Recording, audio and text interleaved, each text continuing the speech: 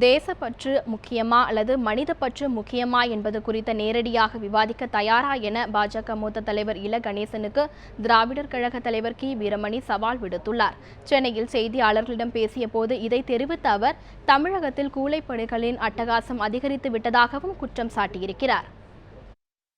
இப்ப எல்லாத்துக்கும் கூலிப்படை எதுக்கு எடுத்தாலும் வெறும் 5000 ரூபாய் கொலை பண்றதுக்கு தயாரா இருக்கான். அவனே வக்கீல் வைக்கிறதுன்னு யாருன்னு நிபந்தனைகள்லாம் அவன் போடுறான். பூராமே மன்ற வாடகை கொடுத்தா நம்ம நிபந்தனை போடுற மாதிரி எந்த வக்கீல் வைக்கிறது, வீட்டுக்கு எவ்வளோ பணம் கொடுக்கறது, இதெல்லாம் சொல்கிறாங்க சாதாரணமாக.